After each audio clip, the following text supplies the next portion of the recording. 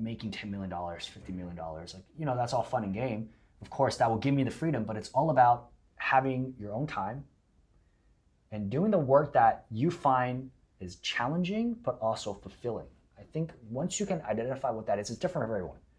Once you can identify that and you have the means to then pursue that without any stress, you can wake up anytime you want, you can take trips. Like if money was no issue, just like you say, the hierarchy needs, if all that was taken care of and you really didn't have stress about all that, what is it that you can pursue that speaks to you deeply where you're not sitting around having mojitos at the beach, you know, you're driven to then want to do the work and dive deep and go in that flow because that's what excites you.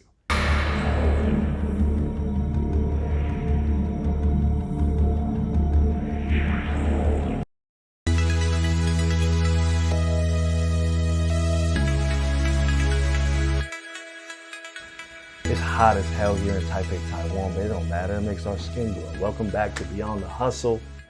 Make sure you hit that subscription button, comment, like, do all that good stuff, whatever it takes to keep in touch with what we're doing here. And today is really cool. I'm here with a very, very powerful young visionary by the name of CH Egan with BitsGet, which is an amazing new company that he is the face for. He has been generating wild waves in the crypto blockchain industry and the social media landscape. And I'm looking forward to really diving in with this young gentleman because I mean you can see the swag already.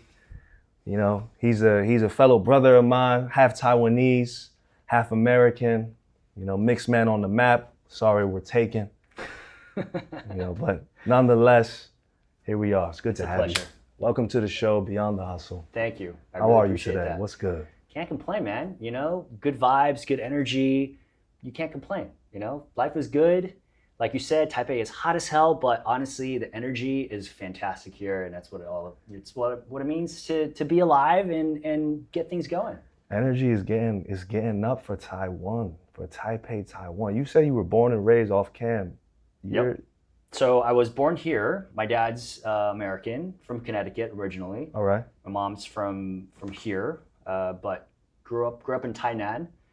Came to Taipei when she was like in her 20s. Sunshine. That's the Sunshine City. Yep. Not a whole lot of rain like here, you know, but that's where she's from. But she's been here since she was in her 20s. And so they met, you know, in the 80s. They got together, and I popped out around 1990. And so I'm an 89 baby. There you go. Nice. There you go. So it's been a good ride. You know, I was born and raised here, like I said. I lived here until I was about 14. Nice. Then I lived in Beijing for 2 years, and then Abu Dhabi for 2 years. Wow. And then I went to California for university. And then I've been back here ever since. So it's been about 12 years since I've been back. Wow. And, it's been a wild journey. What brought you back to Taipei? Really family. Gotcha. You know, my mom is here. Legacy. Yeah, man. You know, it's funny because I'm sure we'll get into all this, but back in the day, you know, my college days, all I wanted to do was party, you know? Who doesn't? Right? I was young and enthusiastic and really didn't think much about where I wanted to do and go in life at that point in my early 20s. And, you know, my mom was here. My dad at that point was, I think, in Dubai. Nice. And he was looking to move to Thailand. And I was like, I might as well just go back home and kind of be with the fam. And yeah, it's been a lot of ups and downs. Roller coaster? It's been a roller coaster? Yeah, you know, I think when I was about 14 years old, my family had some serious financial situations. And my dad pulled through. He put me through school and college. And then when I got back, you know, things really weren't so good. Mm. And so I think it just had to grow up really, really fast. Mm. And, you know, I was completely broke at one point. Like I had no money and I had to just acquire skill sets. I had to go out there and can't be shy. I got to go and do sales. I got to go and learn and put myself out there to make money. To generate exactly. Change, to generate something. Yeah, man. So, but you know, it led me to my journey into crypto, and I studied business in college. More of a practical guy. I was like, okay, I got to make money, right? Study business. But it's funny because when I was in high school, I actually want to be a director. I want to get into films. Wow. And I told my mom I wanted into films, and later on she told me, she's like, damn, like this guy is about to get into films. Like he's not going to be making a lot of money. This is before social media, anything like that, right? Wow, exactly. And then she was like, man, my son is about to just be this creative guy, which is cool, but it's like there's not a whole lot of money in there, at least initially. With the Taiwanese/Chinese cultural influence, guys, I think anyone who's listening from the Asian hemisphere, the Eastern hemisphere knows about that. Exactly. Parental scrutiny. Exactly right. And so in college, or should I say, rewind, when I was 17, I ended up going to Boston. I interned at this documentary production house for 2 months. Nice. And it was not like what I imagined the film industry to be like, because what I imagined, of course, growing up here in other parts was Hollywood, right? Very glamorous, right. a lot of celebrity influence, that kind of thing. Right. And then I went to Boston. It was just this office space, not glamorous at all, and very tedious work. Shout out Boston. I see you wearing green. Yeah. So. Yeah. Champs of the world. Just want to throw that out there. This is true. Yeah, this is true. Very this is interesting. true. All right, so I got only love for Boston. I'm just saying that specific internship really didn't spark any interest. Yeah. And so I got back and I was like, maybe that's not the route I want to go. And then I was like, well, I got to make money, because still at that point, like I mentioned, our family really wasn't that well financially. So I was like, okay, maybe I got to think about really making money. So then I was like, let's just do business. And I excelled in economics in high school. So I was like, okay, let's maybe go in that direction. That's dope. So I think it's just really interesting how a lot of the stuff in my past kind of contributed to where I am today. Even like back in high school and in my internship, moving back here with the family and having that need, that drive to need to excel, right? And then I was still partying when I got back, and I think it just got to a point where it was just like, man, this is boring. It's just so boring going out, getting wasted with friends you like, it's very superficial. I call it episodes. Yep. At a certain point, you watching the same show. Yeah. The same, let's give it a season. It's a season. Yeah. Right. You almost can predict the motions. You can predict the outcomes in a given night. Here we are, let's get to the ball. Like, you know what I mean? After the ball, all right, a couple of shorties looking at blah, blah, blah. But you know what I mean? It's like, we know at the end of the time, yo, John, he took one. He got one. Same outcome. And then tomorrow, let's get brunch. Yeah. All right, we're at brunch. Hungover, you're dead for 2 days. Oh my God, yeah. And then Monday comes, but we're out on Tuesday again. Yeah. Right? I grew up in New York City. Exactly. So you know how it goes. Exactly. You know how it goes. So you're over that. You were like, yo, boom. Over that, But, to be fair, doing all of that also built a lot of my confidence and my social skills, right? A lot of my EQ comes from that as well, right? Kind of seeing my emotional confidence and kind of knowing how to deal with things. And so I think everything happens in life for a reason. So I won't take it back. No regrets. No regrets. Hell no. But I think it got to a point where let's focus. Let's try to change my life, because everything's on you. It's nobody else. You dictate your future. There's nobody else but you who can change your outcome. And I really took that and I started to build myself up. Started reading more, started learning more, started just trying things and seeing what works and what doesn't. And then I found a knack in sales. I was confident. I was able to communicate and close. And I got some money. And it's funny because I've had many different jobs. I've had many interesting jobs. That's fire. And, being a mix in Taiwan, I think I'm a decent looking guy. And so, starting when I was 3, I've been doing commercials and kind of modeling stuff in front of the camera work. So ever since I was 3 years old, I've been doing a lot of in front of camera work. Which now you look back and you're like, whoa, that was training. Yep. Absolutely. Look where we are today. Exactly. 2024. I mean, big changes, right? But at the same time, it all contributed. And, I taught English, I did sales, like I said, and I even, in 2016, the funniest story, I was dabbling with modeling again, and I had a friend who was looking at casting calls, and he saw one for for China, like a TV show in China, but it's for like, it's called iSupermodel. It's on the iQIYI network, which is like China's Hulu. Okay. Massive network. And it was for China's version of America's Next Top Model. Wow. But it was like 14 chicks competing, like the reality runway TV show. But they needed 2 guys. Okay. Because the whole show is like targeted to gays and girls. So it's like, there's a lot of estrogen on camera, but they need some sort of testosterone to balance it out, right? Right. So then they're like, hey, we're looking for 2 different people. And my buddy's like, hey, we should apply. And I was like, okay, cool. And then we did, and I got it. And it was funny because they flew me out for 3 months. I got in the best shape of my life. And by the way, fitness is a big. Oh, you knew it was coming? It was like 3 months away? Yeah. So you're like, oh, I gotta get ready. I gotta get shredded. I've always been fit, but like when I had something to work towards, I got in the best shape of my life. For 3 months, I didn't drink, I didn't stay out, I slept for 8 hours, I trained 6 times a week. Like, best shape of my life, no doubt. Militant. Squatting and deadlifting like 300 plus pounds. And I'm like 150, right? 160. Anyway, so point is, How many kilos? 72. 72. My brain has been rewired to kilos. For sure. All good. Yeah. I usually say kilos, but you know, you're a brother from New York City, Yeah, so I was I like, know. I'm gonna go with the pounds. But I appreciate that. Yeah. Thank you for keeping me in the American metric a little bit. I got you. So you was 160? I'm about 160. Yeah. That's pretty strong. So right now I'm still around about the same weight. But you look. Yeah, but you know, I think it's a lifestyle. Yeah. Right?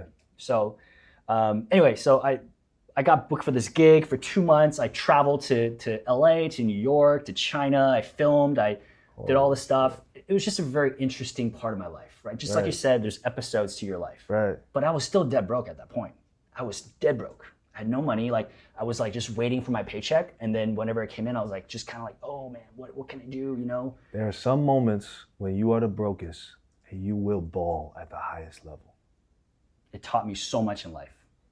Literally, like, if there's anything I can share, please go broke, because it will teach you the biggest lessons in life. Getting your heart broken and going broke, best teachers in life, 100%, you know?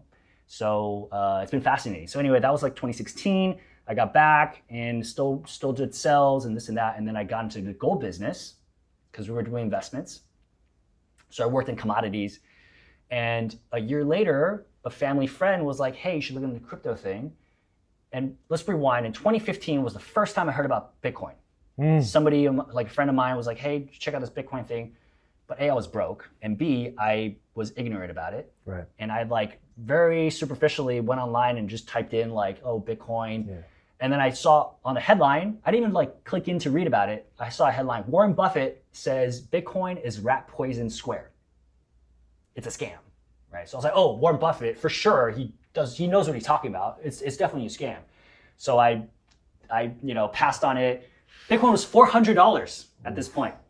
$400. I remember in New York when there was Bitcoin shops like near Wall Street. Like there were some like little exchanges where you could just go in. Oh, yeah. And I watched the doc around that time too about it. I know exactly which one you're talking about. Yeah. But of course, right? It's fascinating. Information. Trust. Do we place bets on it or not? I mean, we're still young and by all means uneducated on the global scheme of investing. Absolutely. And you know what's funny is now looking back on it, you really kind of realize making money is really all about information arbitrage. Bingo. You know, because 8 billion people in the world, how many people know about selective opportunities?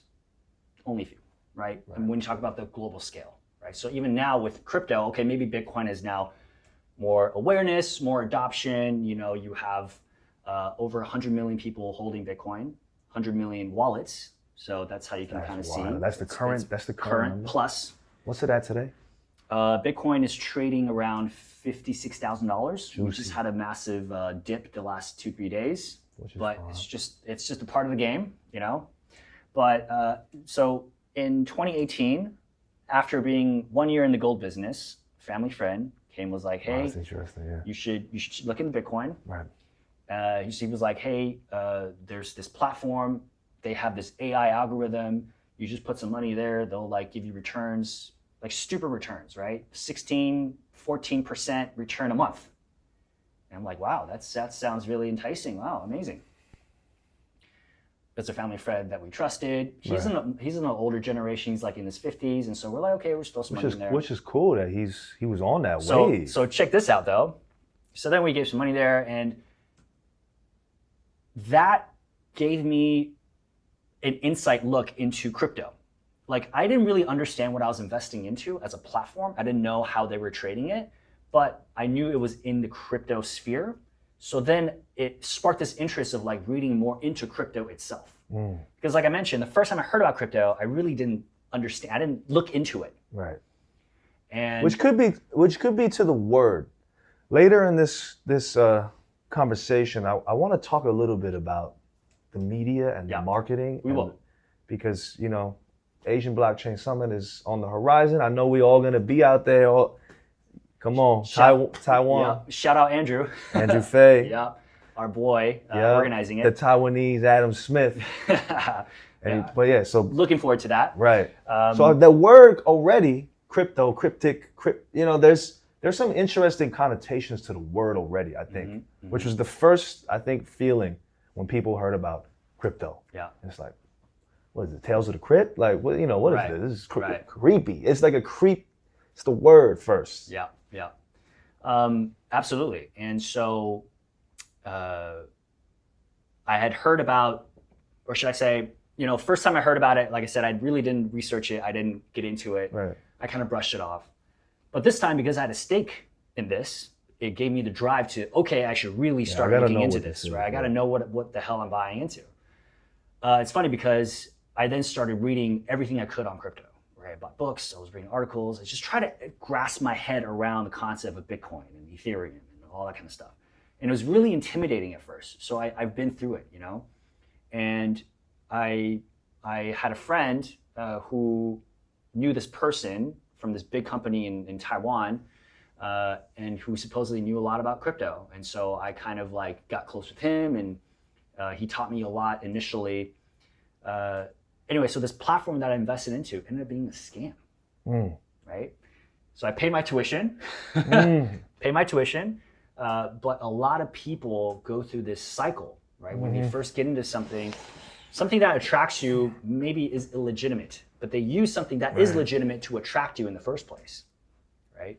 So now, like, I have Hawkeyes. Like, anytime I see anything, I got red flags. Any red flag that comes up, I gotta treat it seriously. Okay. It's a callous. It's exactly street smart now. Exactly, right? So, I've come a long way. I've gotten scammed, and even that person that taught me a lot, that worked for the big company, he ended up scamming me as well, because he was like, "Hey, I'm a trader. Like, you can look at my performance. Like, you can give me some money. I'll help trade for you." What about the family friend? Did he get scammed, or he was just? He also got scammed, right? He didn't really know, right? So by another trusted. So very interesting. I think like my big takeaway into anybody listening is anybody who says anything to you, always take it with a grain of salt. No matter their background, no matter their net worth, always, whatever people say something, you should validate whatever they're saying, right? Especially when it comes to money, especially when it comes to something that it's high stakes and you got to put something in, you're investing in either your time, livelihood, your money, right? Anything that involves a substantial investment, always do your due diligence. Always do your own research. And that's a big lesson that I walked away from. And it's funny because I went from the oldest asset class to then the newest asset class, and then I got burned. But then that opportunity is what enabled me to then read more about this new frontier. Because you still got a taste of something. Yeah, but I think I was looking at the markets, and in 2017, that big run up, I actually was out of the market because my head was still, Warren Buffett said it's bad, so it's got to be bad. So I didn't really have a lot of money to play with. And so, later on, as I got into crypto, like I said, I started reading more and learning more, and it's all an information arbitrage. Now I understand what moves markets, how everything's a cycle. You got to look at the liquidity of the world, how much central banks are printing, how much money is being printed, how much hype, how much attention is in specific projects. That all matters in the world of cryptocurrencies. And it's fascinating. It really is fascinating. And I think that is the greatest opportunity that has been sold upon us for our generation. Because how many people that in our circle can afford a house, can afford buying a house? Right. It's practically impossible for 90+% of the population our age. Yeah, we're in a wild point right now. Wild point. But all that changed in 1971 because the dollar went off the gold standard. Right. That is the everything code. You have to look at what money is today. What is fiat currency? Our Taiwanese dollars, our American dollars, US dollars, they're all just printed out of thin air. Right. They're just manipulated by central banks. And all asset prices move in accordance to central banks' monetary policy. Mm-hmm. When markets pump, when markets crash, they all dictate by how much liquidity is being injected or pulled away from the market. It's not about, it's all like hype and yeah, that all matters. But at the end of the day, the absolute biggest critical point is actually how much liquidity is in the system. I love that. And I feel like that's also practical to like everyday life. Yeah. There are times where my investments are up and I have super low liquidity because how much do you really need to get by on a day to day? But then of course, having a juicy, bank account that's liquid, I'll see you guys in a couple of years. Yeah. Right? Exactly, right? You know what I'm saying? I'll be on the road. Yeah, no doubt. It's funny, right? But it's been a very, very interesting journey. And, I got into crypto around 2018. Initially, I still didn't have a lot of money. I really didn't know what I was looking at. And then slowly but surely, I started to learn more. I started to make more money. I started putting the markets. And in 2021, kind of everything changed. 2020, COVID hit. Right. And it's crazy. I see my net worth plummet, like, Bitcoin crashed from like 14K to like 3K within like 1 or 2 weeks. Yeah. Black swan, because of COVID crash, right? Yeah. Everything got wiped out. And I just, I didn't anticipate, nobody anticipated it, right? And so I just sat there and all of my liquidity just whoosh. And at that point, I didn't really have money to buy the dip, right? So I have experienced things just getting chopped in half, like that's fascinating. Crazy, Your value. It's like your value at a certain point is attached to the market. Yeah. But it's like if you had liquidated at the high, so the timing is so important. Yes and no. I mean, so I think the general consensus is you should always try to sell the top so you have liquidity to then buying at the bottom. Right. Easier said than done. Always Most people cannot do that because when you experience these kind of ups and downs, your emotions take over. For sure, for the average person. When it goes up tenfold, you're like, oh, it's going to keep going up. This time is different. Yeah. Greed takes over. Yeah, it's human nature. Yeah. There's no way around it, right? And when it crashes or when it starts coming down, you're like, oh, no, it's just a small retracement. It's going to go back up again, and it just keeps going down. And it goes to a point where you're like, well, I didn't take profits a month ago. Why would I take profits now? It's going to go back again. And then boom, next thing you know, it just crashes even more. So that is literally human psychology 101. Nothing will ever change. And, one person I really consume a lot of content from is a gentleman by the name of Raoul Pal. Raoul Pal. Shout out Raoul Pal. And ex-Goldman Sachs, he ran their hedge fund, and he came out, and he all he does is macro analysis. He invests based on macroeconomics, macro indicators. And he's the one kind of like inject this idea of global liquidity is what runs markets, right? And from these learnings, then I understand, okay, when things are really starting to heat up, usually that means there's a lot of liquidity in the market, there's a lot more hype. At that point, when the whole market is greedy, you got to start taking money off the table. You got to act contrarian as an investor. Whenever people are thinking, oh, this is the next frontier, when greed takes over and you're taking screenshots of your wallet, my friend, that is a sign to start taking money off the table.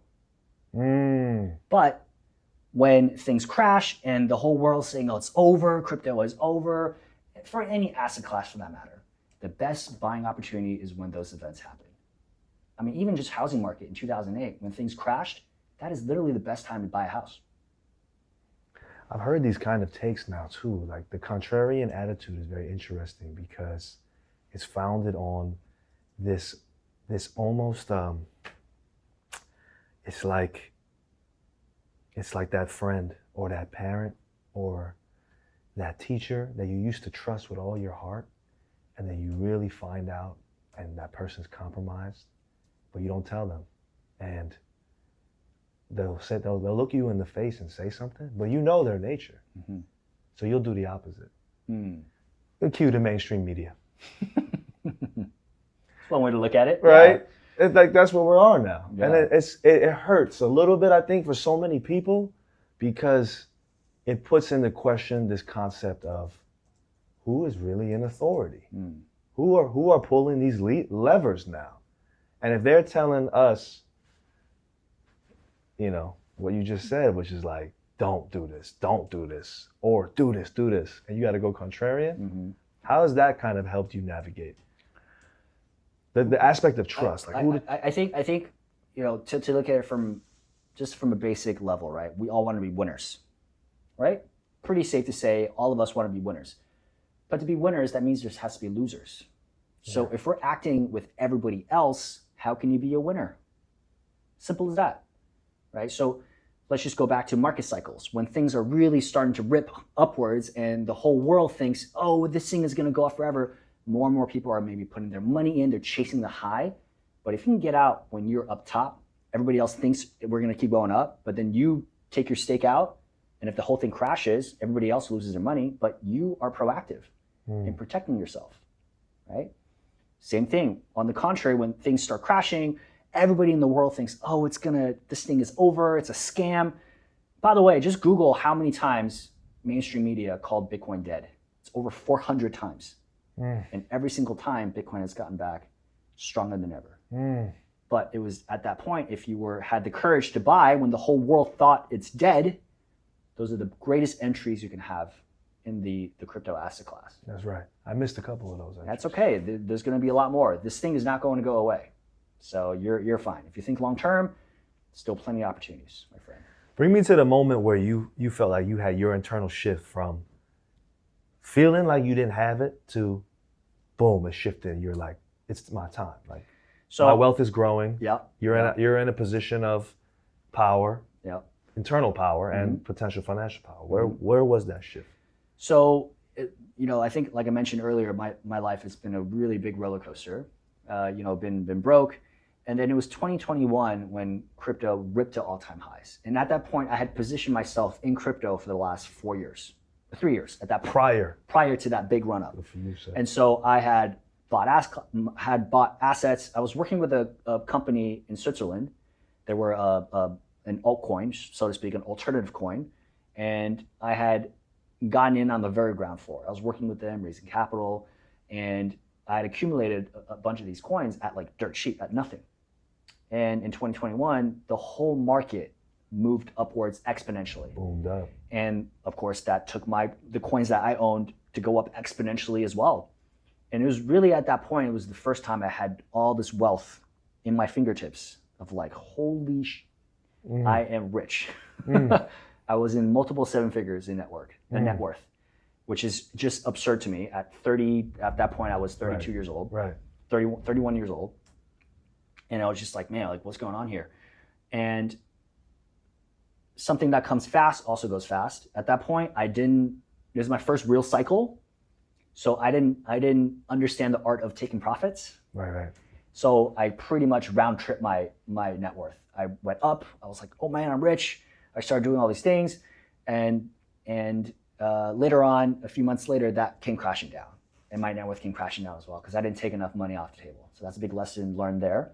Right. But at that point was in 2021 when I had financial freedom. I wasn't working. I was just kind of chilling, and it was nice to just chill and do nothing for a few weeks. But then you're like, no, you need mental stimulation. You need challenges. Like, what is it that I want to do with my life now that I'm in my 30s and money is an issue? Somebody was like, you're so passionate about crypto. Why don't you start making content? Why don't you start a YouTube channel? And everything kind of clicked for me because I was like, I've been in front of the camera since I was 3. I want to be a filmmaker, right? Just all these things just kind of added up. That's dope. Right? And it was at that point I was like, okay, I want to start my own channel. I knew nothing about content, but I consumed a lot of content. I was always on YouTube and Instagram and all that. So I knew I had a decent idea what good content was. But it's funny, looking back now, my first few videos were just trash. They're so cringe now that I look back, compared to the stuff I make now. Like, it's just funny. It's life, you know. Well, you might feel the same way about the stuff that you feel is hot right now. Yeah. You know, you got like right now we're geeking about like new mics and all this, and we're like, yo, we dope. 5-10 years from now, we're gonna look at that like, yo, that's still in 3D. Yeah, it's That's hilarious, still 3D right? content. Yeah, for sure. It's funny, but yeah, man. So that was really kind of the start of my content creation journey. Nice. And so man, like I got lost in the content creation realm when I really started to get into it. Initially, when I first started, I was a perfectionist, right? So I was like, oh, I got to set everything up. I got to get the good lighting. I got to set up my office space to like really be aesthetically pleasing. So I did all this stuff, and it took me like 3 months to make my first video because I was such a perfectionist. I wanted to like have everything right, and I got like 1,000 views in my first video, which is great. Usually it's like 10, 20, but I had good friends and they helped promote my first video, and it got like 1,200 views.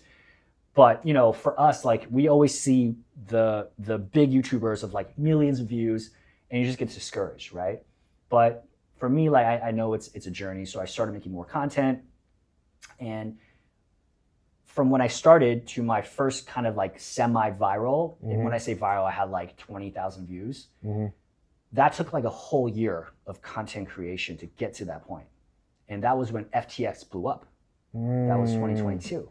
And I had 2 videos that was very time sensitive that I made on FTX. There was a lot of search volume, but I made a video that went semi-viral, was how FTX and Alameda collapsed because of how orgies and drugs collapsed Alameda and FTX.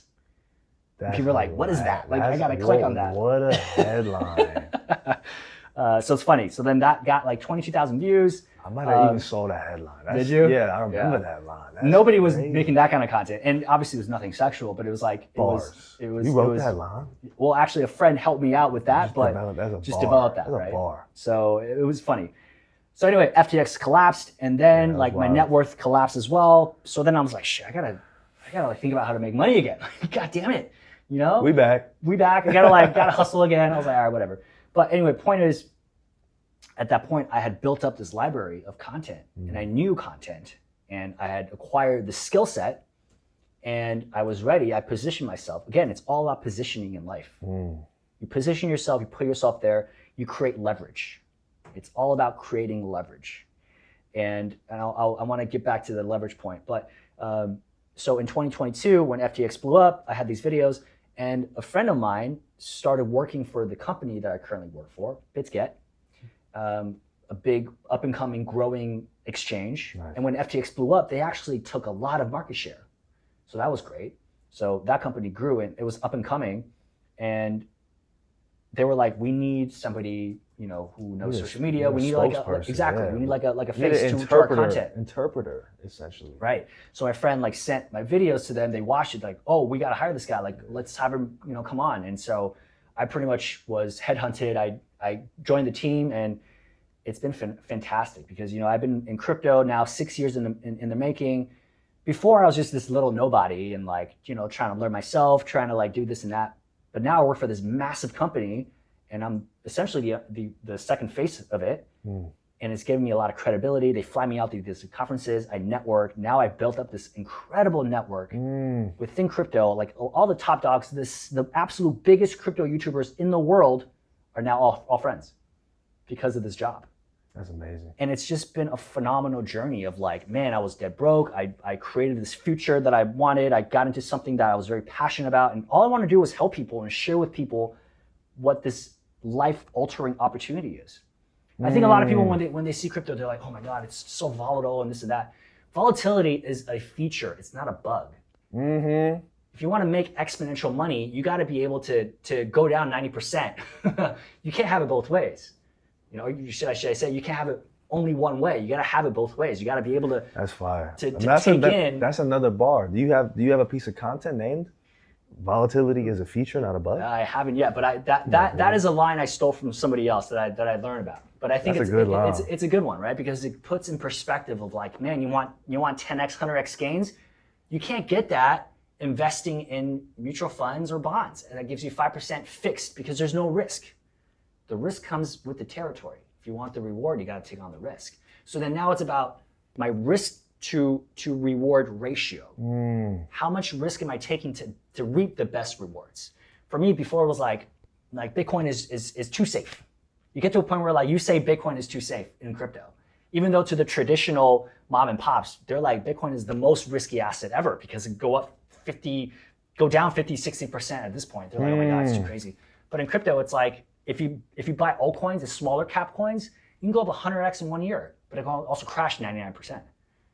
So again, it's how much risk am I willing to take on to reap the reward? And so now it's like my big learning is after all this time, it's like in a massive bull run, actually investing in Bitcoin is not the best thing in terms of making the most out of the bull run. Invest in founders. You want to invest in kind of up and coming protocols that are smaller in market cap, that have a bigger upside, but also there's also an established network effects that's growing by the day and compounding. That's the key to identifying like good projects that you can invest. Like personally, this bull run, because we are still in a bull run, even though we had a nice little crash the last 2 days, we are still in a structural bull run.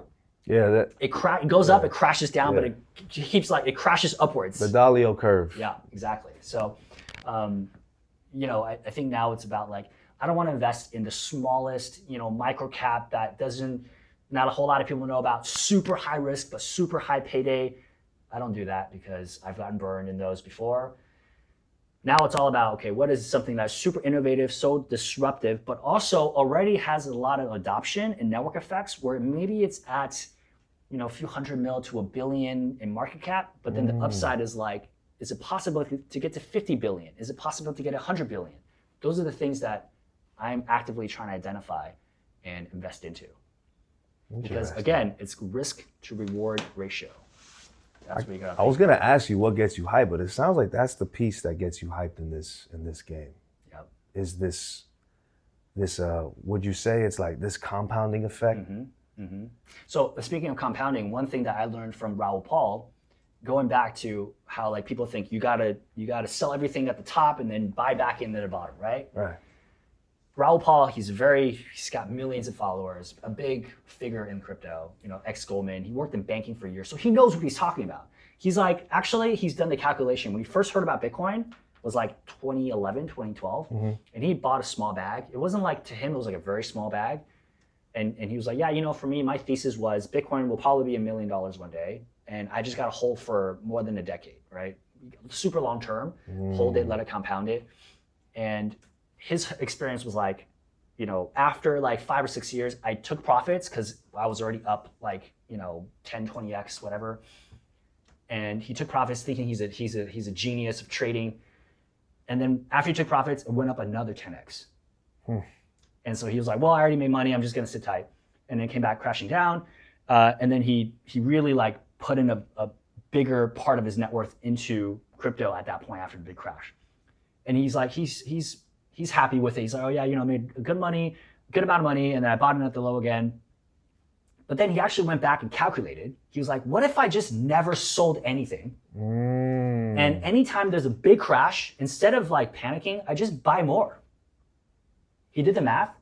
Had he just held on to the original bag that he bought back in the day and never sold it, but just add to it, he made 25x more money doing that by doing absolutely nothing and adding on the bottoms than he made trying to time it and trying to time the market, so to speak. Because you also have to understand psychologically, once you take the money out, you then accrue all this money. You lose your position. When you lose, not just that, but when it comes crashing down, you're on defensive mode now. You most likely will not put the same amount or more back into the market because you're like, I gotta defend this thing, right? So then the compounding stops because you're not adding more to your bag. That's wild. Right? So now it's like, how do we identify the most promising, disruptive technology that's gonna change society, and how do you just keep adding to those positions over time? And you gotta think down to like 2030, 2035. Because if you look at the numbers, right now, crypto is about 2 trillion in market cap. The whole entire cryptocurrency space is 2 trillion. They're projected most likely to grow to 100 trillion in the next decade. I hear that, and that tells me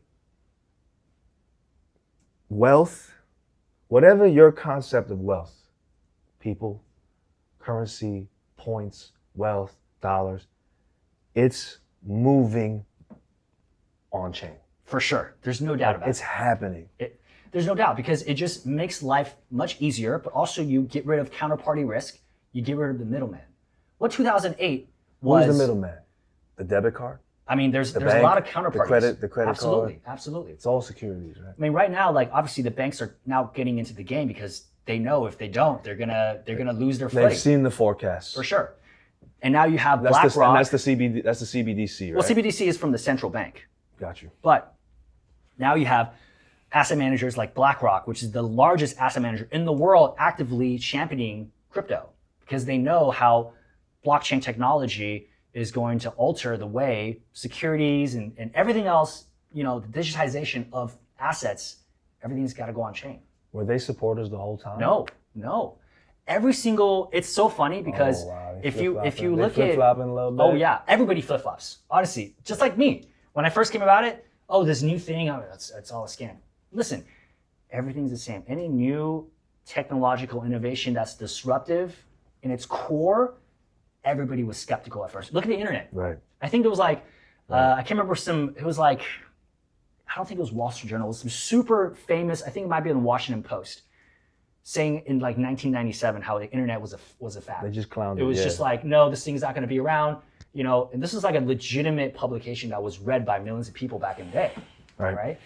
And they brushed it off. So I think with any technology, anything that is so new and disruptive and at such a scale that you can't even fathom, you just brush it off. Right. Because human brains, we think in linear terms. We don't think in exponential terms. We can't comprehend exponential numbers. And that's what these disruptive technology is. They're just exponentially growing and compounding at a rate we cannot fathom. I mean, like I said, 2 trillion right now. Yeah. You know how long it took the unfathomable. 2 trillion? It took 16 years. Bitcoin came out in 2009, Right. was when it went live. 2009, January 3rd was when Bitcoin went live. Right. To this day now, Right. 15 years, 16 years, right? And it took 16 years to get to 2 trillion, but they're projecting in the next 10 years, 2 trillion goes to 100 trillions. That's 50 times bigger than where it is today. Yeah, I feel like we're at a moment, I try my best to speak very like in layman's. I feel like I'm a very blank paper. I don't know much, but I try to keep a critical mind and an investigative mind. But I hear this and it makes me think of like what I would imagine was the moment when maybe the kings or the ruling class was like, yo, we off the metal. Don't carry metal in your pocket no more.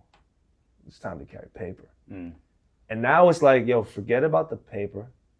And by paper, I mean metaphorically like, TD Bank. I mean, I'm with TD Bank, right? And I'm seeing, debits and credits. And it's like, that's paper in a way now. Mm-hmm. And the next evolution is like, yo, we offer the paper.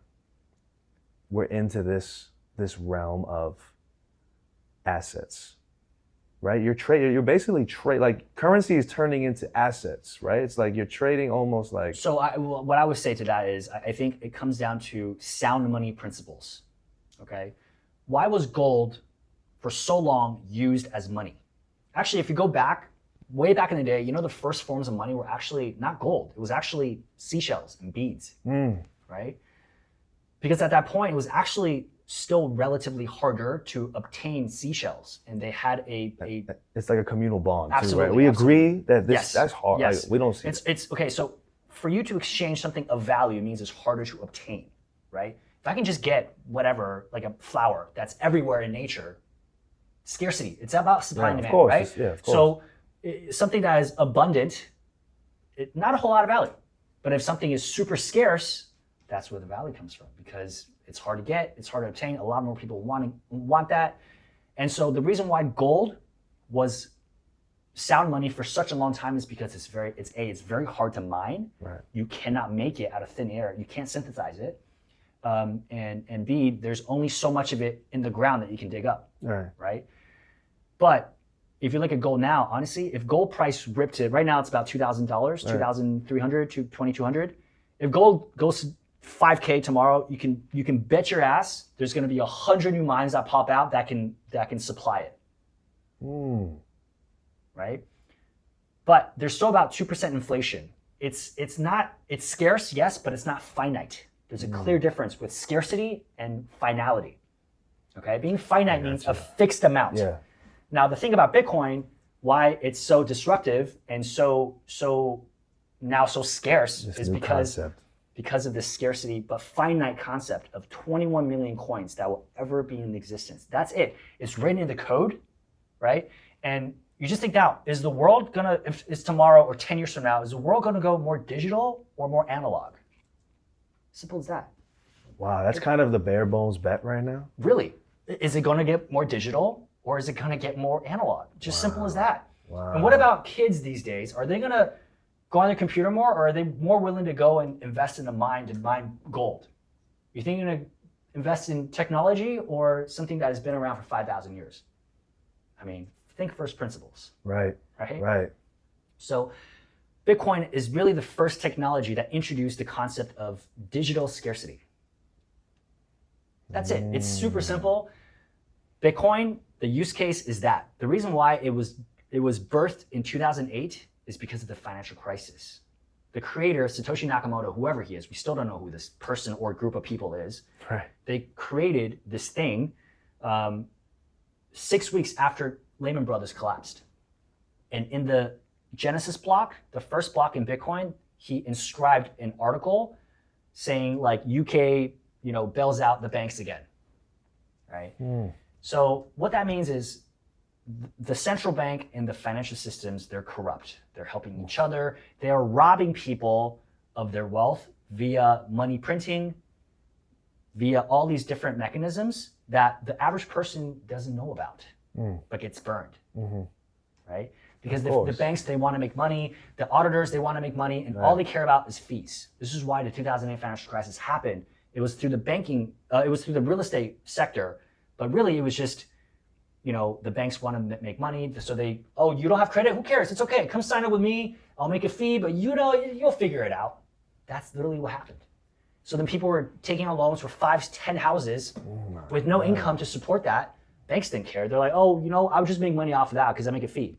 And that is what collapsed the whole system. And from that, if the government didn't step in, the whole financial system would have failed and the whole world would have went into super chaos.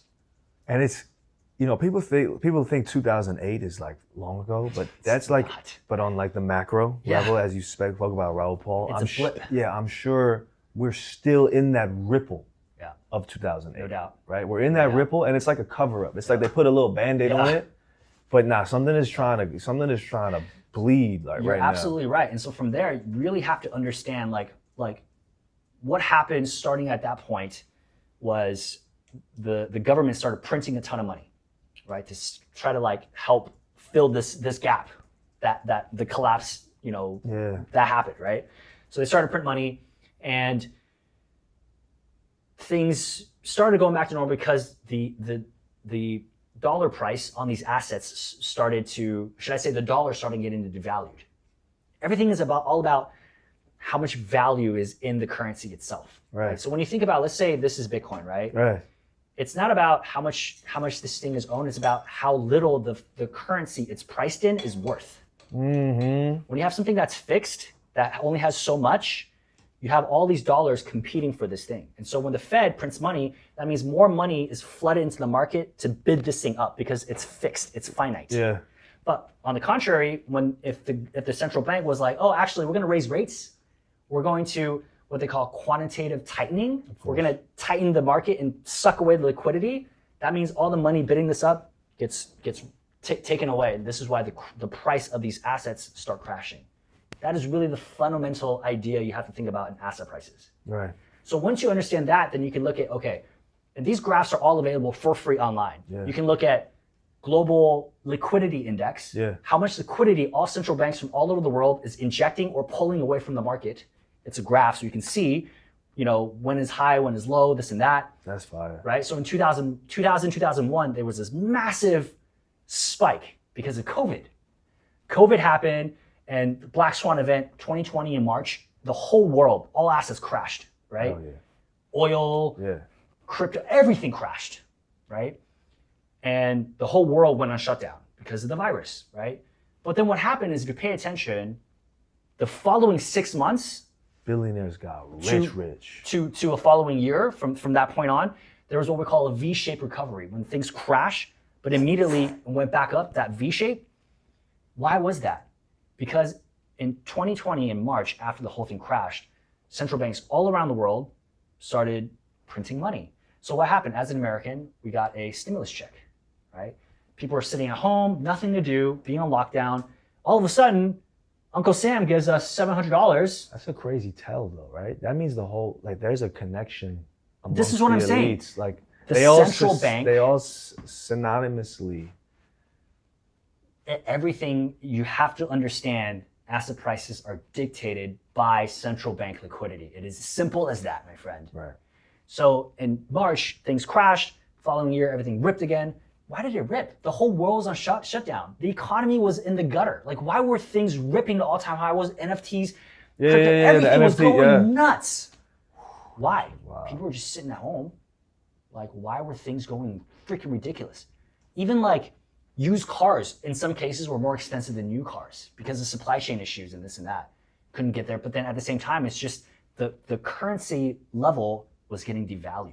Why? Because at that point, more than 40% of all dollars were printed that year. Damn. Just take that in for a moment. Damn. All the dollars that you ever see exist, they printed so much of it that 40% of all existing dollars were printed that year. Just gave everyone paper. Valueless paper. So then this is why you see all these different things started mooning. They started ripping up. But inflation got so out of control because when you print money like that, what happens? Things start getting really expensive because all this money start bidding things up. Supply and demand. So then things got out of control with inflation. Americans, not even just Americans, the whole world, everything got super expensive. And there's a lot more complaints and a lot more unrest. This is why all these different things started happening with what you mentioned when we first started talking, right? You have all these unrests in the US, all around the world, because people felt like they were super poor. They couldn't afford anything anymore. Yeah. And so what happens then is the Fed goes, oh, okay, now the inflation rate is too high. All they look at is two numbers. They look at inflation rate and unemployment rate. When those things go out of whack, then they react to those data, and then they will make moves based on those data. So for example, in 2021, inflation got out of hand. So they were like, okay, now we have to raise rates. We can't stimulate the economy anymore. We have to take back the liquidity to calm things down, to drive the inflation rate down. So when you do that, then you tank all the asset prices like crazy. This is why you had a massive crash in 2021. That's wild. So everything comes down to liquidity. Where's the liquidity now? Where do you feel like it's pooling right now? Well, I mean, in the last year, actually, liquidity started coming back in circulation. You also understand is debt levels in the world, right? Now, I'm not like a scholar, macroeconomic, like economist, but at the same time, like I study the markets. And you're passionate about it. You're trying to navigate these waters. So I'm still learning, but there are some people that I follow, and I look at Fed liquidity and central bank liquidity. All I know is now China and Japan, they're looking to inject liquidity again. The Fed is really hawkish. The Fed is careful because I guess inflation hasn't, it's like gotten more tamed, but it still hasn't gotten to a level that they're comfortable with. Right. But they are saying potentially end of the year rate cuts. So what the whole crypto world is waiting now is literally just waiting on this most powerful person in the world his name is Jerome Powell, who's the head of the Fed. Literally whatever he says, like if he says anything that's hawkish means like not gonna raise rates, not gonna cut rates. If I'm very hawkish and like harsh on the liquidity, then it spooks the market and there's usually a sell-off. But on the contrary, if Jerome Powell comes out and says, oh, inflation is kind of under control, I think we're going to start cutting rates now, boom, the market rips. Because they're like, oh, liquidity is gonna come back in. Things are looking up now. It's just so crazy when you start looking at these cycles and like how these things react. That's wild too, that this is really kind of on the word of Jerome Powell. Yeah. And is that by design or by? Well, right now at this point, yeah. Like I said, in 1971, it's the year that the US dollar went off the gold standard. Okay, there's something called the Bretton Woods Agreement that happened in the 40s. Right. After World War II, in 1945, all the world leaders got together and obviously the U.S. and their allies won against Germany. Right. And at that point, the U.S. was a superpower because they had the nukes. They were like the champs, right? Right. And then at that point, they also had the most gold in the world. So then they convinced all the world leaders to say, hey, listen, we're going to issue the dollar and we're going to peg it to the gold. You give us your gold and we'll peg all this gold to the dollar. And at that point, the US was the top dog. So everybody was like, okay, yeah, let's do it. So they actually ended up giving a lot of gold to Uncle Sam. And it was all stored in a vault. And after 30 years, what happens when you give absolute power to somebody? They will abuse it absolutely. And so then what happened was they started printing more money. They started to finance the Vietnam War in the 70s. And then actually France at one point drove their tankers to New York and was like, we want our gold back. Because the government, I think I saw that. US wasn't giving it back. I saw some of those photos. This is wild. And so they were like, give us the gold or else. And at that point, that was when the US was like, actually, the dollar is no longer pegged to gold.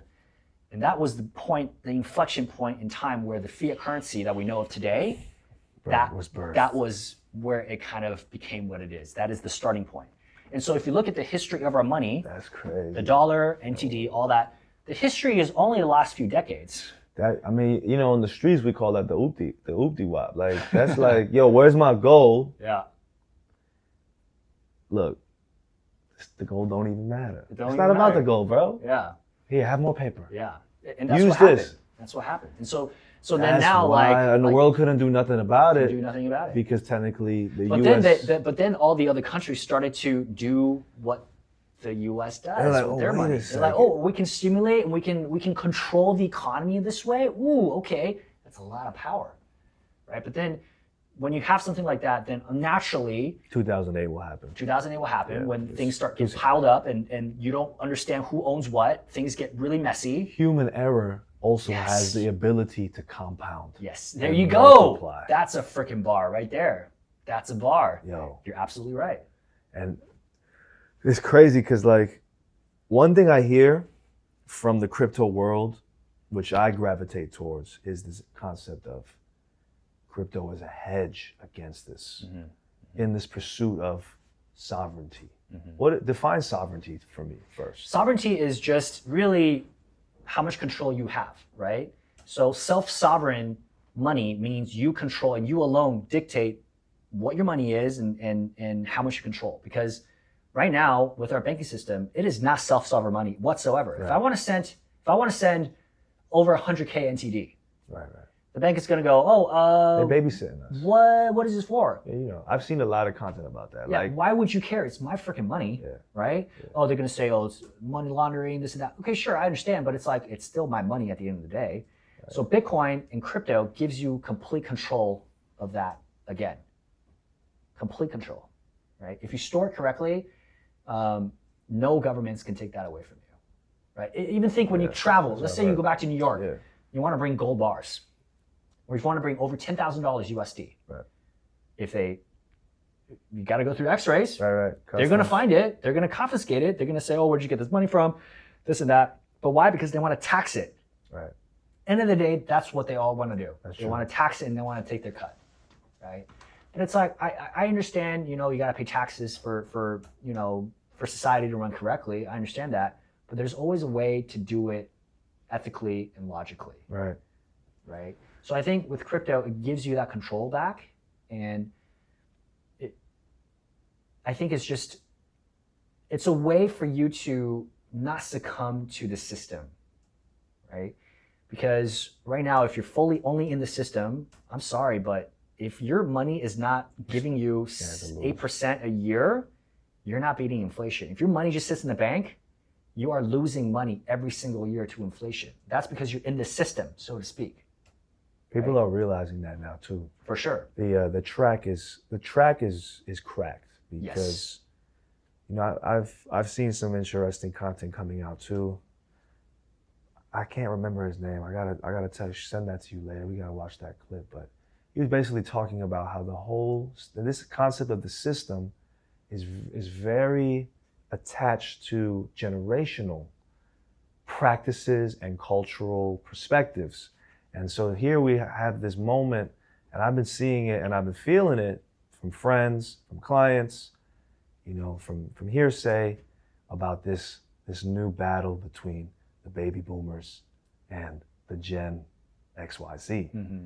Because the Gen XYZ might be the first generation where they have less than their parents do. Mm-hmm. And then it poses that overarching question, what are we doing if our children aren't in a better position, mm-hmm. macro globally, mm-hmm.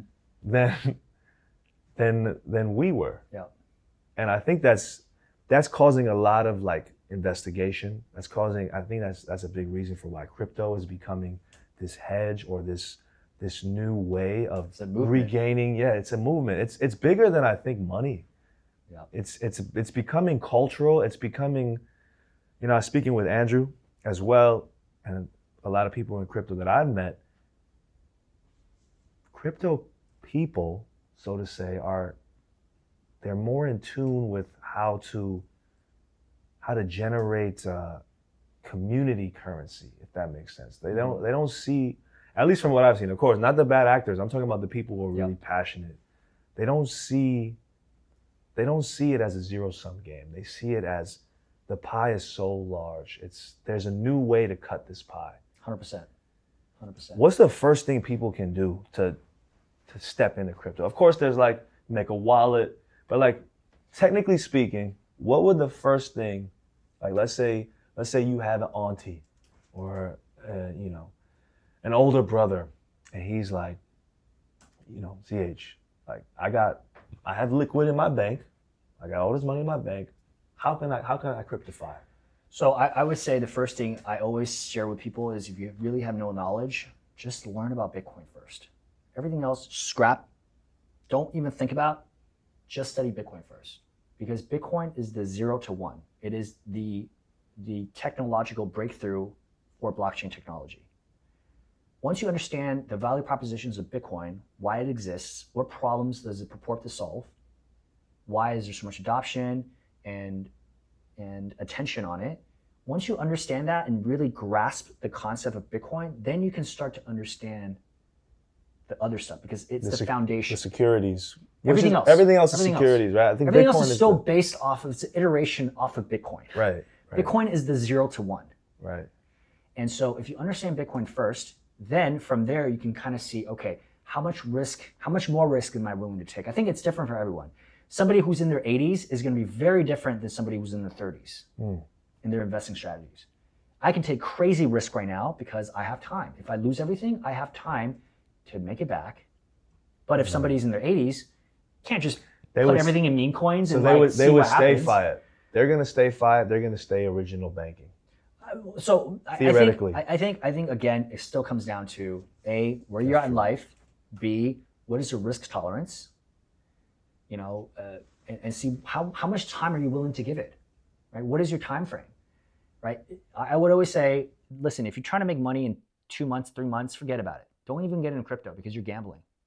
If you're only in the market for a short period of time, literally don't even think about it because you're straight gambling. But if you're coming as an investor, if you're thinking long term, you're thinking, where is the paradigm shift? Where are things moving towards? Right. Like I mentioned to you earlier, are things going to be more digital? Right. They're only going to get more digital, more and more, right? So then where are the opportunities? Like for me, my biggest bet now is actually not Bitcoin.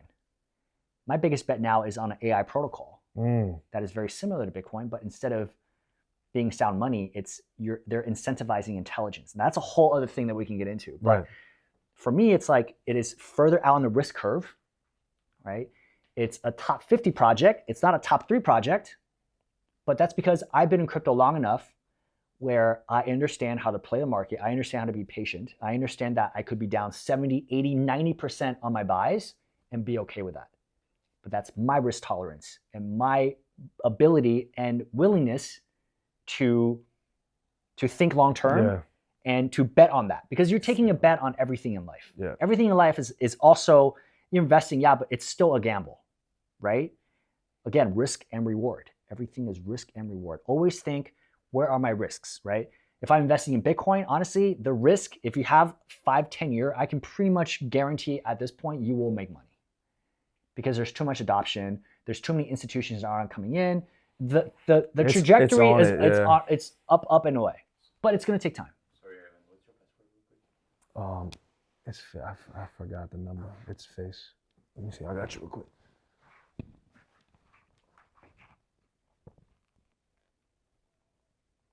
It's funny how you don't remember the number. Like, it's muscle memory all already. Muscle memory, yeah.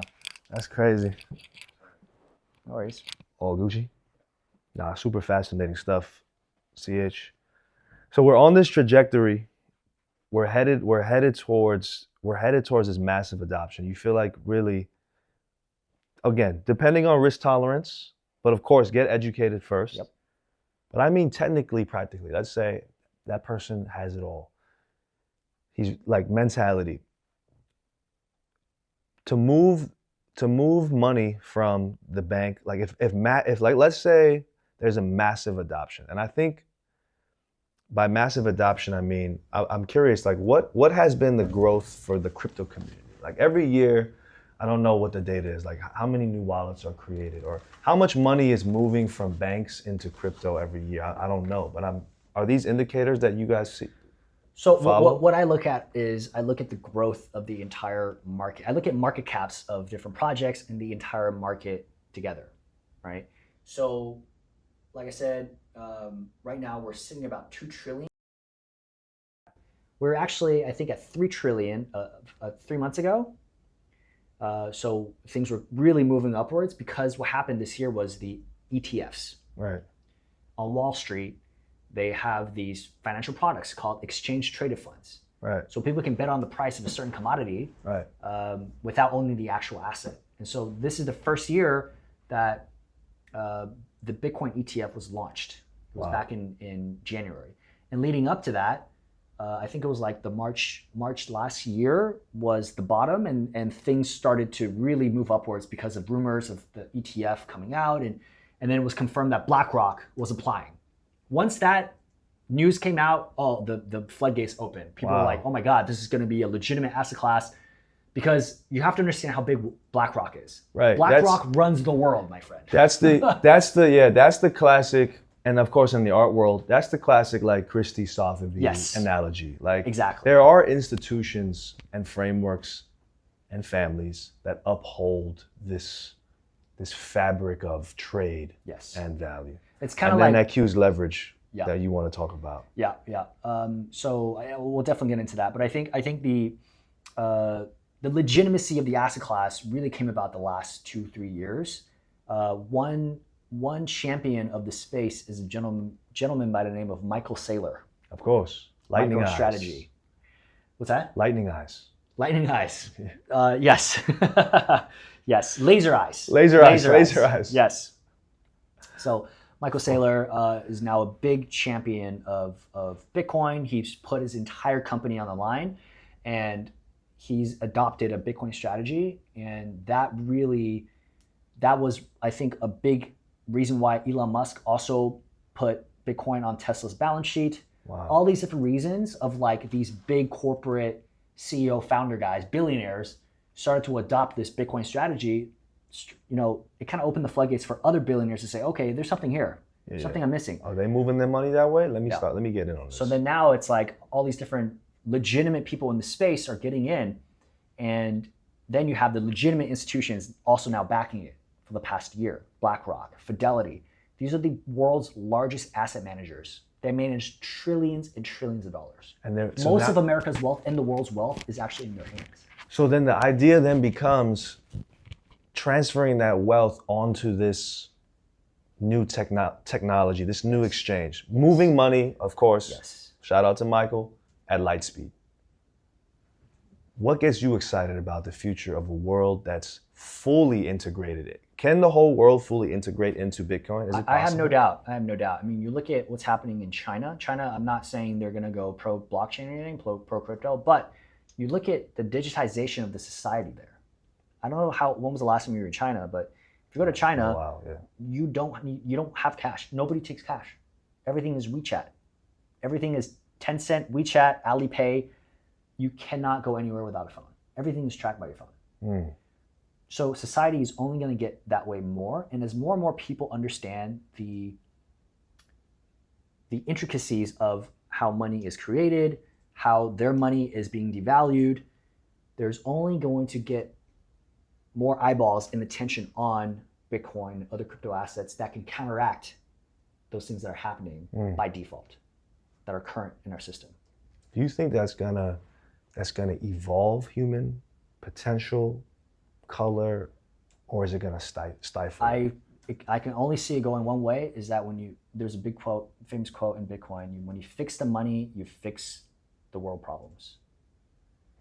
Because when you are a slave to the system, when you keep having to slave away, and your net worth or your assets, you have to keep working to sustain yourself, and you're in this constant rat race and constant flywheel of like chasing, then you can't really innovate. You can't do creative work. You can't do stuff that speaks to you. I think the most important work that you do as a person is stuff that you are passionate and you really can go deep with. Right. But if I'm constantly having to work a corporate job just to like pay my bills and this and that, like you're not really advancing humankind. And this is where I imagine, like, there's this fantasy, this romanticized version of America that I think started post-World War II. The 30s, 40s, into the 50s, right? The Pleasantville, I don't know if you remember that movie, the Pleasantville, Stepford Wives, right? I can get a home and a car and put my kid through college, right? Yeah. There's that romantic version. But there's something that I think is about a system that's working from that time that I feel like right now we're in this turbulent time, but we're working towards a new version of that. What do you think the romanticized version of what we're entering could be when you say that the money is fixed, in terms of your opinion? Okay, so what I would say is I think crypto will only advance humankind because when you are not succumb to these banking regulations and systems and all this bureaucracy that is involved with your banking. For example, let's just do a practical case. If everything goes on chain, everything is crypto based, I can be a freelancer. Today I have a job. Oh, I have a posting. Hey, you're a creator. I'm going to send you the post. Oh, it's for this much money. Okay, done. I finished the job. Boom. Everything's on a smart contract. The moment you're done with the job, maybe we hit some sort of indicators. The money is directly transferred to your wallet. Boom, done. No questions asked. Super quick in real time, within 2 minutes, done. Right? Then you have the money. You don't have to wait for money to clear. You're flexible. You can then use that money and do whatever you need with it in real time. Everything is done in real time. Think about the fluidity and the flexibility that you would get as a person working freelance or a creator when you have that kind of liquidity that comes in super quickly in real time.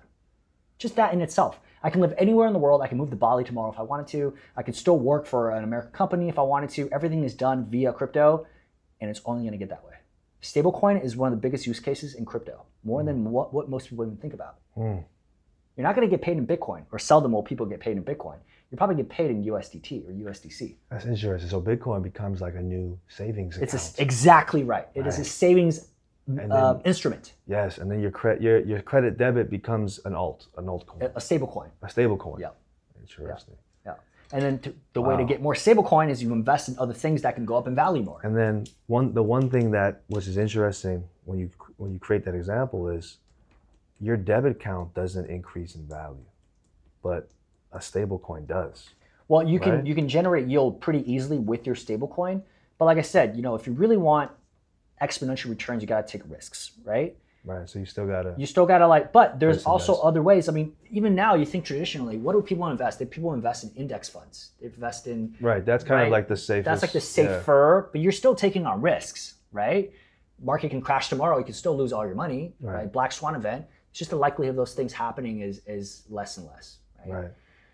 So this is also another fascinating thing is if you think about the index funds, they usually market to say, it returns about 6 to 8% a year. Right. Why is it always consistently returning 6 to 8% a year? A lot of it comes down to money printing.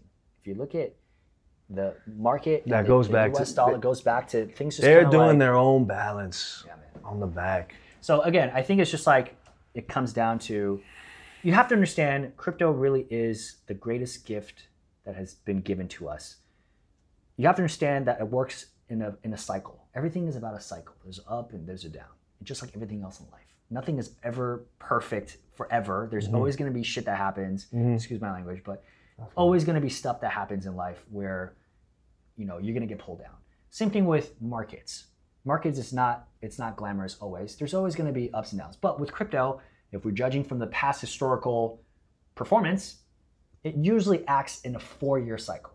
So 3 years, it rips, like for the first 2 years, it kind of slowly grinds upwards. And then the third year, it rips to crazy heights. That's where the crazy exponential returns happen. And then the fourth year, it crashes. So in crypto, it's like 3 years, amazing returns, the best returns in the world happen in crypto. And then the fourth year is the worst return of all assets in the world. And that's just a common thing. And so crypto is literally the industry that generates the most millionaires, period. Of any industry. It is the one industry where it creates the most millionaires in the world is through cryptocurrency. And I lived through that. I literally, like just in 2 years' time, I was able to generate enough where I made literally $2 million on paper. But I was stupid not to, you know, I was my first cycle, right? But also it taught me everything. And I know for a fact, I'm going to make everything and more back. This next cycle, I'm good. You know? So it's like, to everybody listening, honestly, you have to, don't think of it as like, oh my God, it's violent up and down, this and that. It's part of the game. If you really want to generate wealth, you have to ride these things. Right. And I think now that we're going into wealth, I like to explore, you know, of course, a big inspiration for this podcast, I always say it is the Maslow's hierarchy of needs.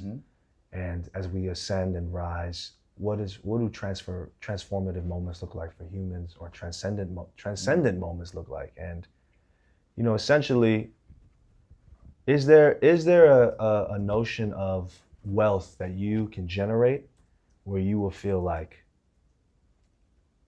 you're ready for this next, like, what's your definition of wealth? I guess I'm asking. Like, of course there's monetary wealth and it's passion. I can tell you're passionate about it. But is there then another currency exchange where we then exchange money or time or wealth or energy to experience? So I honestly don't think it's about getting to a number in money. I think that is superficial. I honestly think once you get there, your goalpost moves higher and you always want more. That's just a part of human nature. I think it comes down to, and this is my readings from Deep Work, Cal Newport, shout out. But in the book he says, actually, if you sit around and do nothing, you naturally gravitate towards doing stuff that doesn't give you challenge. And happiness is all about having a goal, having a challenge, and then in pursuit of that and trying to do that. So for me, because I did have financial freedom in 2021, I experienced that insane high. I can sense that. At that point, I was like, man, my life, like I'm set, like I'm good, bro. Like, what is it that I want to do? And then I started making content, and I kid you not, it got to a point, not in the beginning, but then once I got better at it, I got to a point where I enjoyed it so much that my partner had to literally pull me away to go have dinner, because I was so enthralled in this world of like storytelling and content and making the stuff that I really was passionate about, because I was trying to tell stories and trying to shine a light on crypto that changed my life. And I just want to tell more and more people around the world, you gotta understand this thing and learn about it. And that was when I was in my flow state, right? So for me, it's like, it's not about, you know, making $10 million, $50 million. Like, you know, that's all fun and game. Of course, that will give me the freedom, but it's all about having your own time and doing the work that you find is challenging, but also fulfilling. I think once you can identify what that is, it's different for everyone.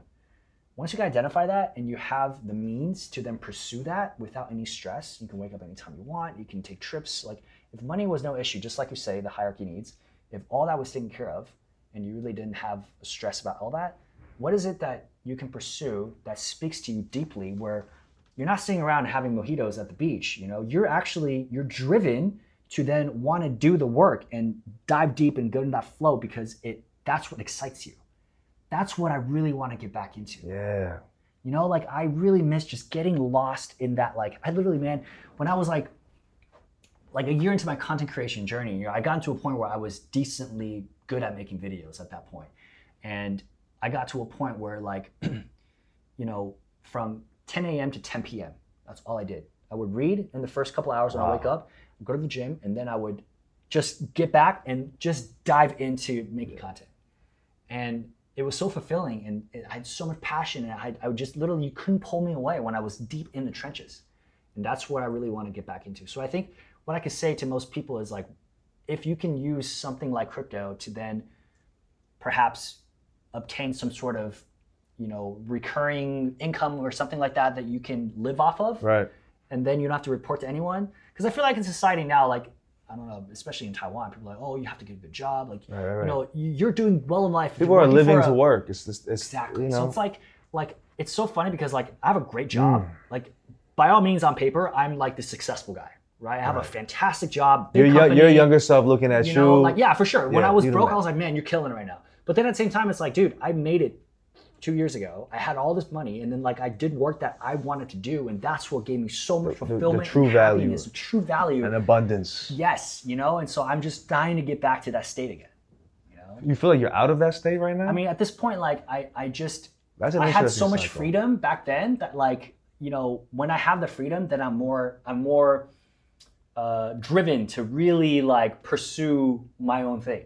Now, like. I get you done. Like I'm a very responsible guy. I respond promptly, but like working for someone with no equity versus working for myself, starting from the ground up and building my own thing, there's way more drive to build your own thing.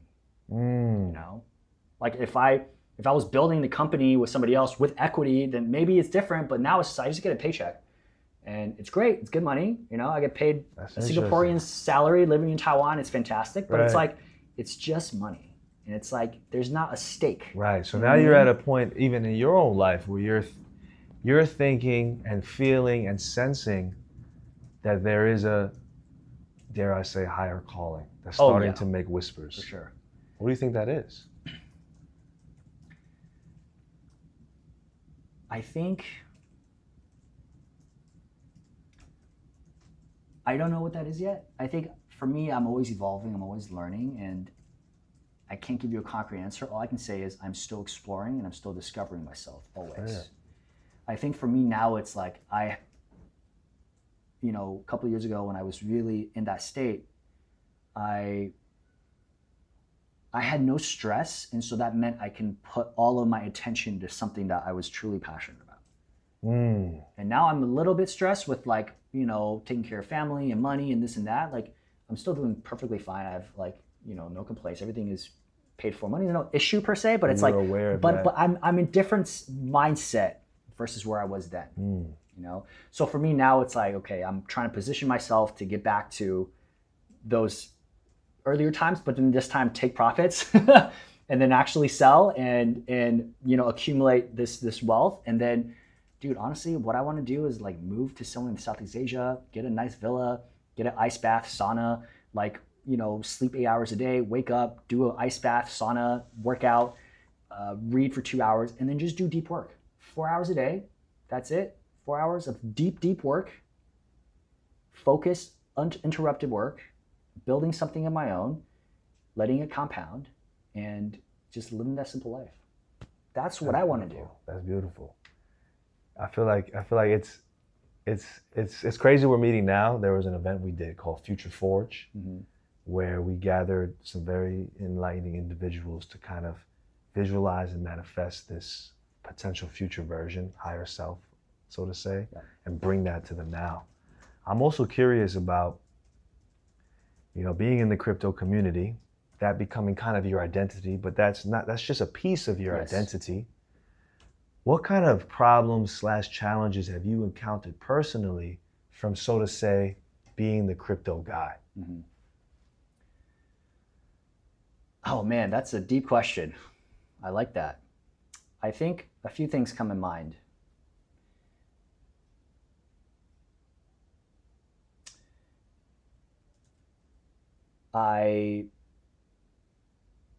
Man, where do I even start with this? I know that's a heavy one, and the reason I asked that question, I'll be just to go a little deeper in it, is because even helping Andrew promote the ABS, Mm-hmm.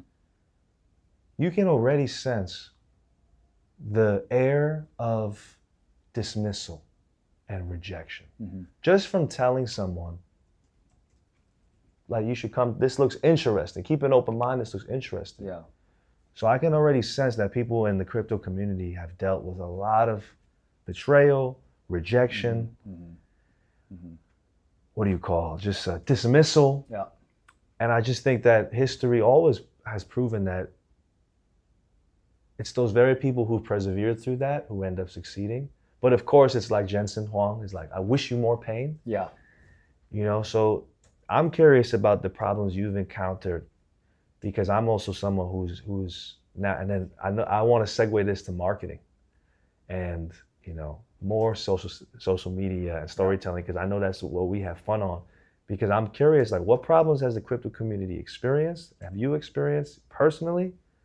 And then I'm wondering, what can we do to, like, you know, I think swag everything, absolutely, and that's a fantastic question. I think it all comes down to education, because like I mentioned earlier, everything's information arbitrage. When I first got into space, there's a lot of trial and error, just like everything else in life. But the thing about crypto is because it's money-based, right? There's a lot of money involved. And when there's money involved, then a lot of times you get to see a lot of, you know, maybe I would say the darker side of human nature. Okay, right? it comes There's out. like, it comes So out. crypto right? brings that out of people. So I think it's not just not Yeah, to can't say say like crypto, not you to can't- say crypto. It's just because there's Money. stakes. Okay, you're Money, going down to, right. all right. And when I first got into the crypto space, you know, I had lost money, and it sucks. But at the same time, what sucks is I told friends, thinking it was an okay, you know, I thought was a good option because I didn't know better. They ended up getting hurt, and that for me was what really sucked, right? And luckily, okay, let's just say this: when I first got into space, I got pulled into this thing. I thought it was great because I didn't know better. I put money in, I lost money. Before I lost money, I thought it was great, so I told some friends they want to get in, so they got in, and they got burned too. Now, they all know it's not my fault, but some was like, you fucking told me, you know, this and that. So then some bridges were burned, but there were some people who understood it wasn't my fault. But then later on, when I found the project that made me the most money, some of them, if they still believed in me, which I can name a couple, which I won't, but I'm just saying there's a couple that still believed in me. So then they put some more money and they ended up making everything back and more. That's wild. So that was amazing to feel. But then there were some folks who didn't believe in me, who then just kind of walked away, and that bridge was burned. What sucks is that there was just from that one thing, because I didn't know better, they didn't know better, and then we both got burned. But then because of that, our relationship got soured. Right? Which is what happens, right? Yeah. It sucks. And it's just, I think that's what sucks. And at this point now, it's like honestly, a lot of times I just like keep my mouth shut. I don't even tell a lot of friends what I'm investing in because I'm willing to take on the risk. And I only share with close friends where they also know the risks, where they know, like, they're riding it with me. Like, we're riding it together. Like, if we make it, we both make it. If we lose it, we're both losing it, right? Yeah. So there are some friends that are there's a lot of camaraderie there, right?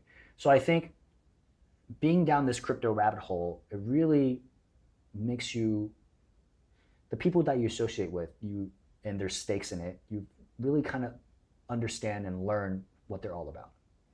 There's some friends who are kind of like ride and die with me, but they're also friends, like I said, who maybe just like they walked away and they're like, you know what, like, this is not worth it. Or even so, when you do make it, then they come back and like, yo, why you didn't tell me about this? Well, ironic, yeah. So right? I mean, like, at this point now, it's like the few people that actually like were just walked away. They don't even we don't even stay in contact anymore. So they really don't even know. I'm actually I like to be more low profile in that. So really, like today, I'm kind of opening up with a lot of the stuff that I'm saying. But normally, like, I don't tell, you know, a lot of people that, I made a ton of money in crypto, because I did and I didn't. Like, exactly. I round trip my shit. It's relative. It's right? relative. So, but I think the key of that I'm, you know, I'm always seeking to understand and hopefully unlock, you know, within my guests or my viewers and myself, is those aspects of like human psychology that I feel drives us. And gives us perspective. And especially in your field, you know, people forget that, you know, the last sound of the word entrepreneurship is the word ship. And it's like, we are on this, I love that. this vessel that's in uncharted waters. Yep. You can die in this game, you know what I mean? But, you know, so I'm really curious about those moments, like those perseverance moments where like, yeah, maybe your best friend, like you guys lost, or your shorty leaves you, or, you know, it's like, yeah, Jensen Huang, right? Everyone's hyped about him, but what's the message that came through? He wishes all of us Go more through hardship. Pain, right? What is that? What does pain mean to you? What does pain mean to you, CH? I think the biggest pain that I have experienced really is seeing family go through some shit. Like, you know, growing up, money was no issue. And then when I was 14, it kind of became an issue. And then it really became an issue later on. And, you know, both my folks became also not financially well off whatsoever, especially later on. My dad passed away 3 years ago. He had a stroke. But before that, he was, you know, he had a serious drinking problem. And then like seeing him go through it was tough, you know? And, you know, I made all that money like 6 months after he passed. So he never actually got to experience at least a little glimpse of what some freedom was. Cause like for that year, man, my mom was super taken care of, like everything was super fire. And like, I'm just dying to get back to that state again, you know, and I will. But I think it was just like going through those times that like super, you know, that hardship of like seeing my family go through it, like me going through it, like I'll figure it out. Yeah. You know, I have skill sets that can make money, like, you know, even though it was tough back then, but it's just like seeing my family go through it and that was tough, you know, but I also think that's what gives me a lot of drive. Hell yeah. You know, so I think life is just all about how you see things, right? Are you a victim mindset or a growth mindset, right? So now I don't even associate, anytime anybody like complains to me, I'm just like, dude, I don't need this energy, man. Like you make your own life, you know? Like I came from, like I said, I grew up privileged and then I lost everything. So then I essentially came from nothing. So then I built my own thing up. Yeah, so you can relate if I to can both do sides of it. You can do it too. Honestly, as cliche as that sounds, like you just got to put yourself to it. I mean, do you have a phone? Do you have a device that you can go online and read shit and learn shit? Then you have what it takes to make it. It's just discipline. It's all just discipline. And I think fitness is what taught me that. You know, growing up, I was a scrawny, skinny dude. You know, couldn't gain muscle for shit. That's because I didn't know better. I didn't know nutrition. I didn't know about workout regimens. I didn't know any of that. That came later on because I had a drive to learn about it. I wanted to kickstart my journey of being fit, right? That's dope. And being a guy to attract the ladies, right? That of course is a big drive. So it's all about like what are your drives? How do you go about pursuing them? How do you get better? And how do you keep iterating? That is the key. Keep iterating. 100%. Is there anything you believe in that drives you beyond this plane? Of course, mom, you know, self-improvement. Do you have any spiritual connections? I'm gonna say it's all about believing in yourself. That's what it comes down to. I don't really have a higher being, like something spiritual in that realm per se, but I think the pursuit of the constant improvement of self is what drives me and how I can improve and get better. That feeds that in all facets of your life, right? Professionally, physically, monetarily, all that comes down to how do you build yourself up. So I think it's just about building the right habits, daily habits. How do you do things in a way, and I'm guilty of this in the sense that like I fall off and like, you know, I get lazy, I procrastinate. I'm a human.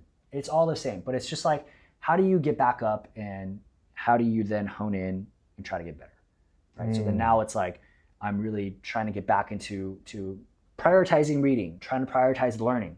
How do I stay consistent with the gym? Okay, because a year or 2 years from now, all these decisions you're making today all compounds.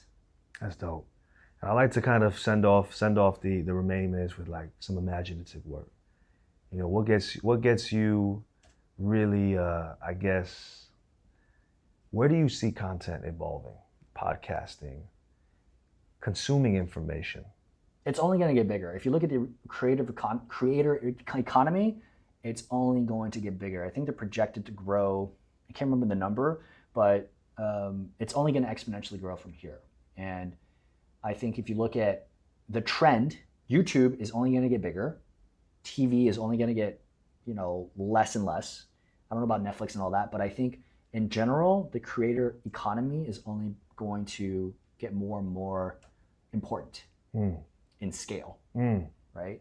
Because it's all about authenticity, right? Humans connect with other humans, and the trend is only going to go that way. So if you're on camera, you're yourself, you communicate well, you speak your mind, people will resonate. You're always going to get haters, but that's just a part of the game, right?